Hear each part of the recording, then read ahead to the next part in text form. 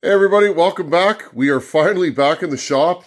I've been tidying up tonight and going through parts bins. I don't quite have the time to start assembly yet, but I thought, we should go through my parts bins and figure out what we're doing with this bad idea saw.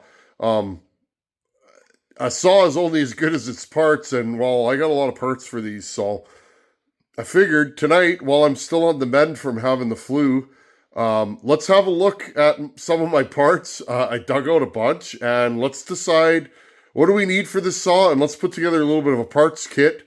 And that way, when I have time, I can rip this thing down and do a full assembly without having to look for parts. Anyhow, let's get to the bench, and I'll show you what I got. I have 5 or 6 different crankcases out. I'll show you guys how similar they all are and the slight differences, and we can go from there. Okay, jumping over to the workbench, I got goodies on here. I opened bins that I haven't been into in like 5 years, and there's good stuff on there, in there. Friends, so when I first started, it was me. I didn't really have any friends in the chainsaw community. I had one buddy that I cut firewood with. He taught me a lot of the stuff I know, but I didn't have a group of people that I could, say, hey, where do you find this?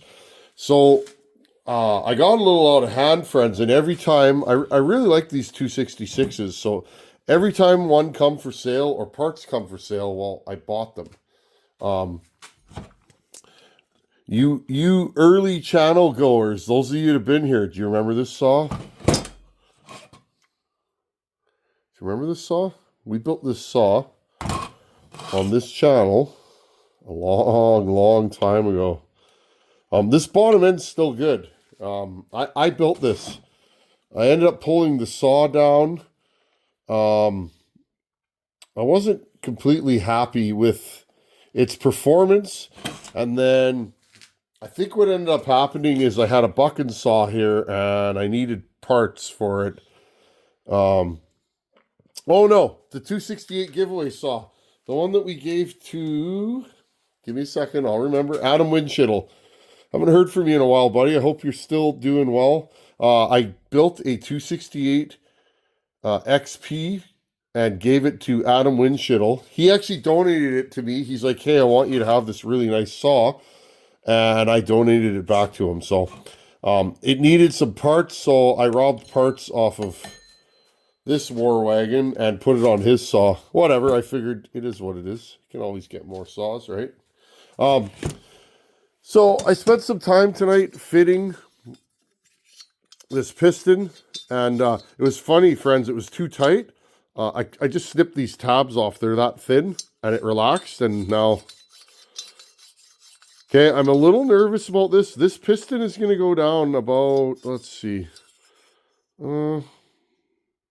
probably about to there, friends. She's coming out of the cylinder when this thing's running.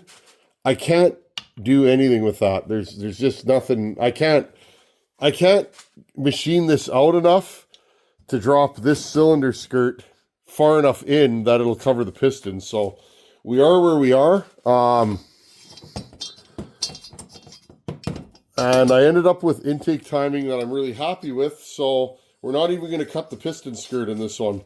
Okay, the last mock-up I did, I cut the piston skirt short to get my intake timing. And again, sometimes that's why it pays to have different manufacturers or different cylinders, because often the timing or just, there'll be little variances in them from manufacturer to manufacturer.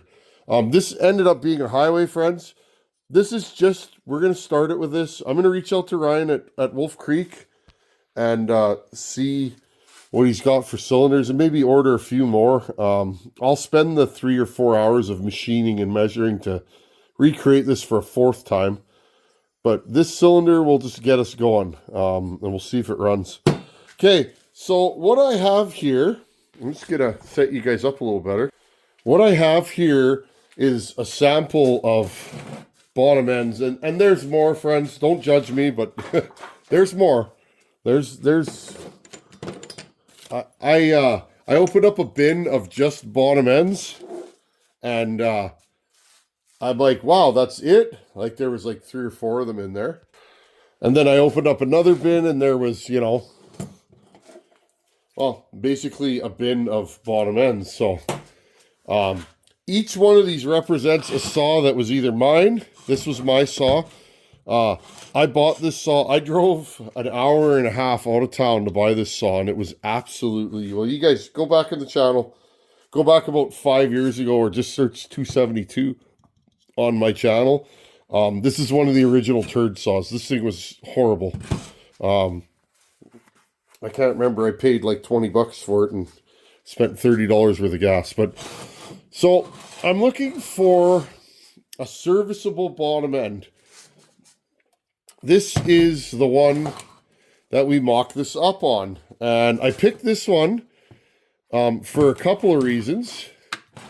Number one, the bar stud hole is absolutely hammered out on it. It's super loose. So that makes this a candidate for the junk pile. Once stuff like this starts going on, it's got some wallowed out holes in the case. It is a nice shape though. I mean, it's got good paint on it and that. There's not a lot of corrosion, but this was this was one of my rougher cases, okay? So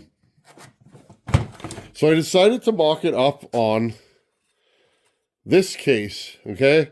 So you guys know I made my studs, and we're going to mount the cylinder with studs and castle nuts. It's going to look super cool. I'm just going to throw these in this bin. This bin is becoming my parts bins. Oh, I bent one of these, didn't I? Yes, I did. A little bit of a ham fist sometimes, Tin Man. I've been trying to bend these so that they fit a little bit straighter in the... There we go. These are just mild steel, friends. I turned these down on my lathe, threaded them, and there you go. I'm trying to make as much of this as possible. So what ended up happening here, friends, you guys know I'm trying to fit this cylinder on here. 288 cylinder is substantially bigger than what was originally supposed to mount on here. Although it is very close. But I'm trying to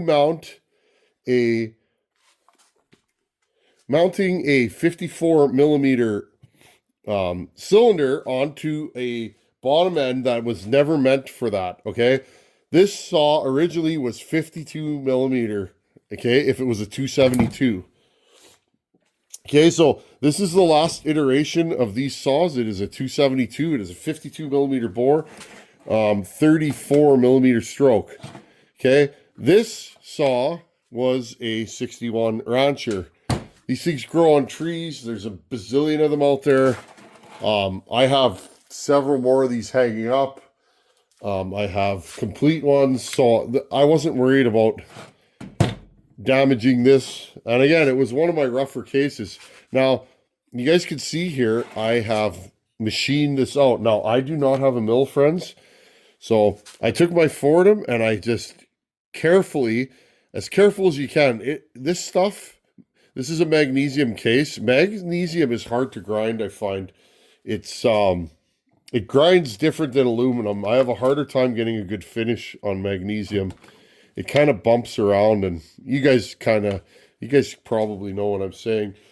Okay, I wanted to machine this out so that I didn't have to make this skirt so thin. Okay?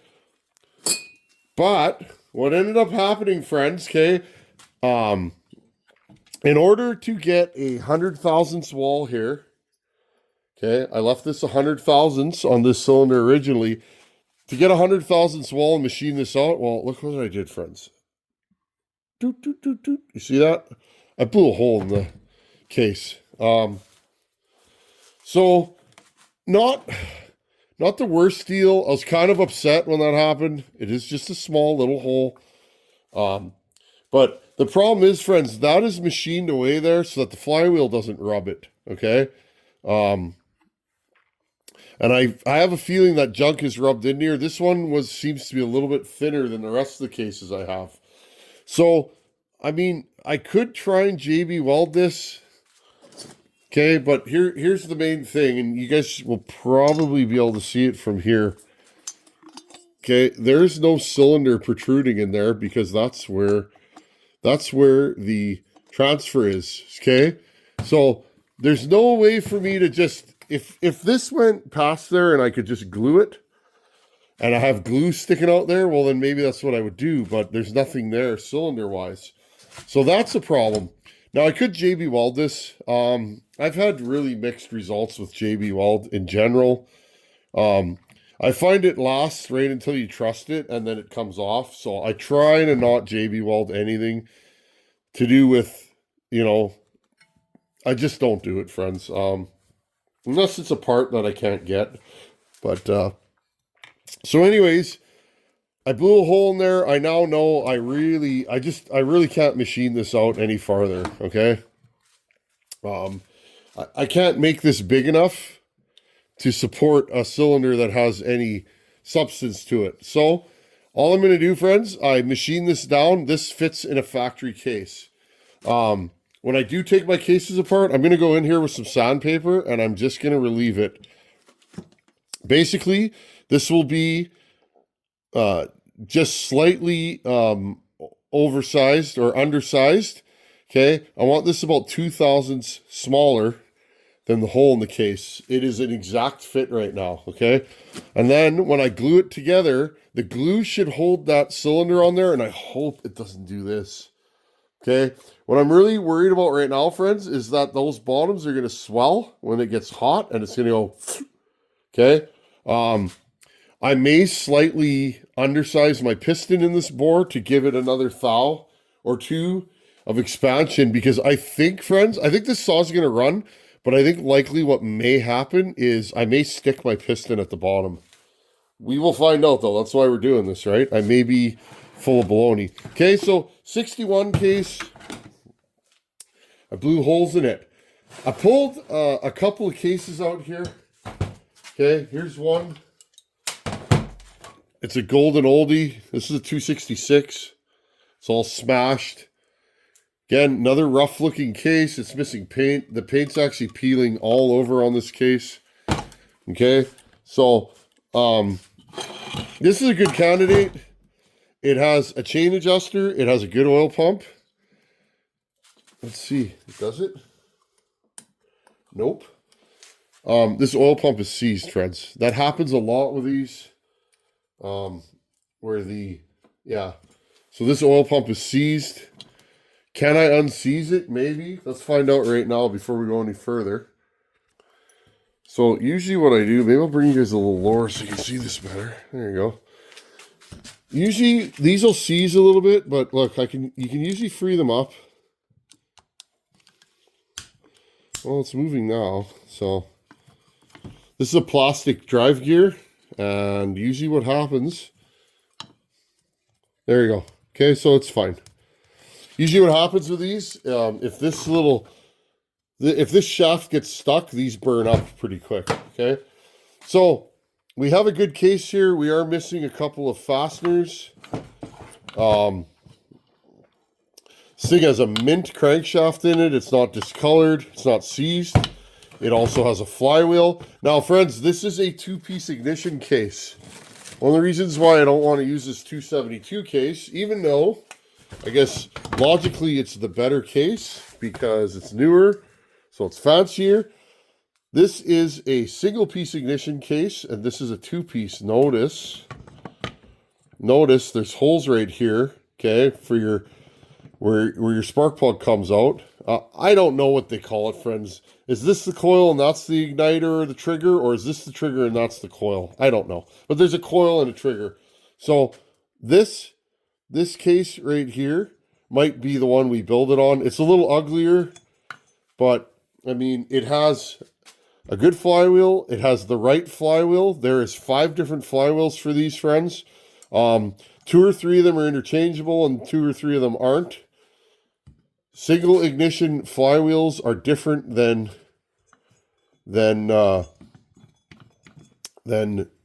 two-piece ignitions. So be aware that if you're building junk saws, there are differences. This crankshaft is different than this crankshaft. Mainly, I'll show you guys. Mainly on the clutch side, this has a smaller end and a fine thread. Okay. This is actually, friends, it's actually funny. This is a fine thread crank. Now, I've been looking around and I know I have some, but I can't find them, friends. And you know, it's funny, so is this one. I didn't know I had so many fine thread crank clutch or cranks around. So anyways, friends, so then we move to this one. This is a nice case. This is an early 266 made in Sweden, 1983. It's an oldie. This is a nice case. It's got all the paint on it. But here's what it has, and this is what I'm actually looking for, friends. It has a coarse thread clutch. Fine thread. Now, this is the best clutch on all of them. It has 3 springs. This is likely the clutch that a guy should use. Now, here's the beauty, friends. I can use this clutch in that case. All the clutches and all the cranks are interchangeable, friends. They all take the same bearings. All the oil pumps are interchangeable. So you can really mix and match. I might yank my 272 apart and use this crank with this flywheel and this case. So if you guys understand what I'm saying, these are really interchangeable. The things that you need together, though, is you need your crank, your clutch, and your flywheel have to match. These have, if I remember correctly, friends, these have different tapers on some of the clutches. There's also different keyways. If you look, that's an old-fashioned keyway. This one has the keyway built into the clutch. So it's there are some differences, friends. And I'm pretty sure at top dead center, the timing is different. It's been a long time. Okay. I want you guys to see that too. If you look at top dead center, look, our keyway is at what? 10 o'clock, 10:30. Okay, at top dead center. Look at this one. Okay, so that's 272. This is an early 266. At top dead center, look where the flywheel key is.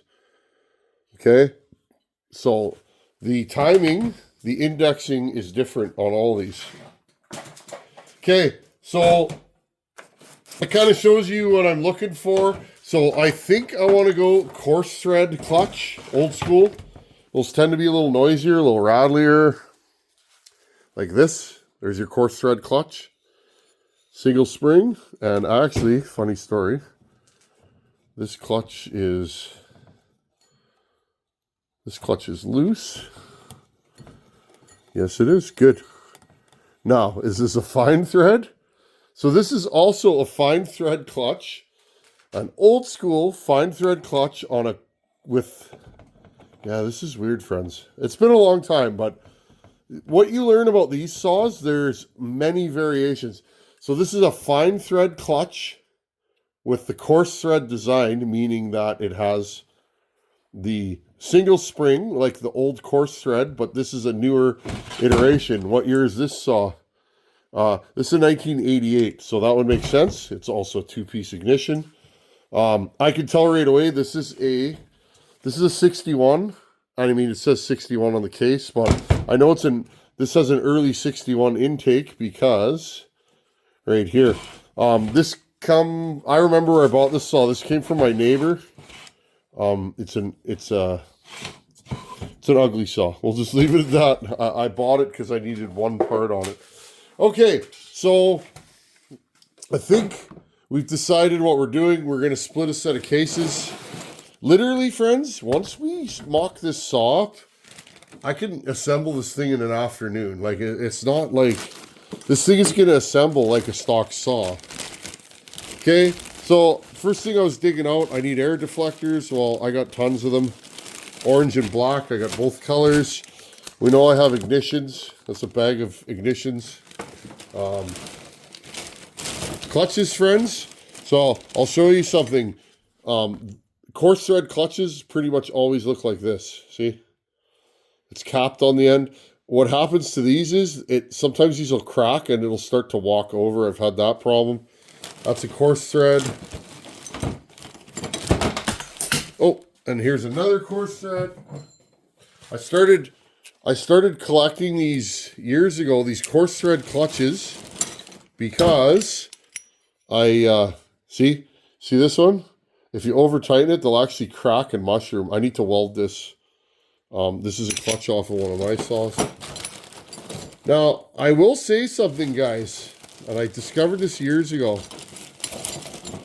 You can actually take the outsides, okay, take the inside from an old clutch and put the outside on, so you can have a 3-spring clutch on an original old school center.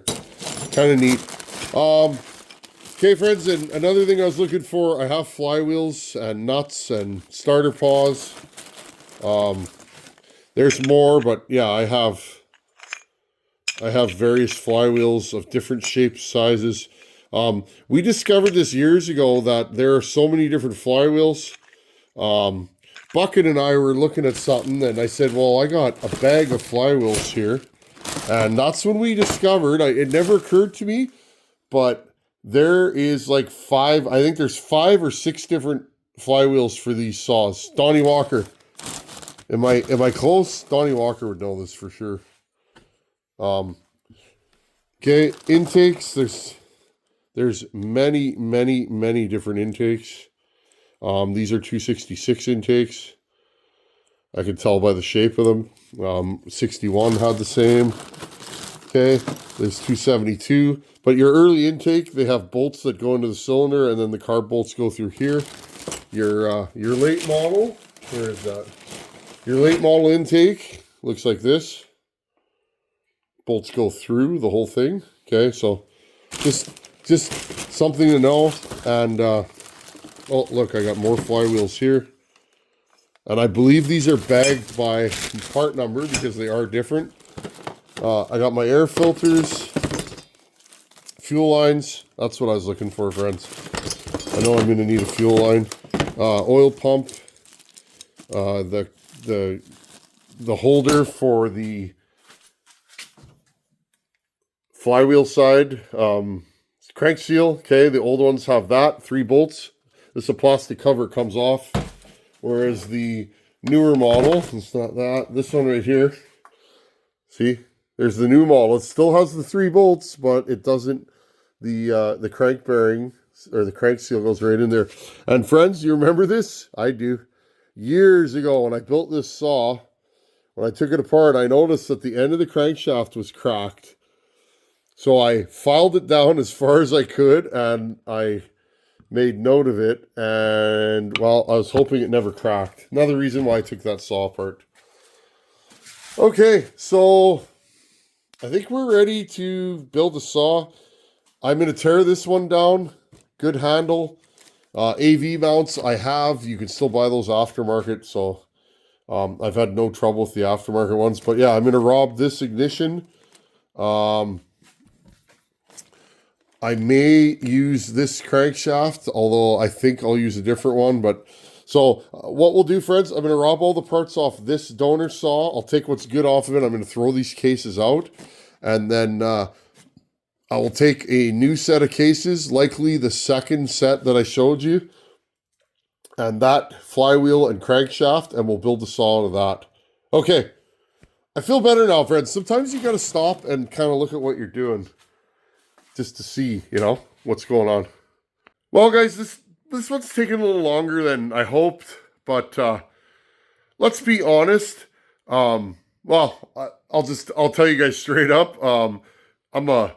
I'm a mover and a shaker. I'm always doing stuff and spend a lot of time with the family. And let's be honest, adding that Dodge Ram, and I'm not complaining, friends, as I did this, but I added a substantial project to an already overscheduled nightlife. So the Ram is pretty much done though. So we're ready to rock and roll for winter. Got a few more things to put away in my shop. I got some more cleaning to do, and I got garbage to throw out. And I got to I'll bring in about another half cord of wood and put it in the wood shed we built last year that's attached to here. And we should be settled for winter and we can just hang out in here and work on saws.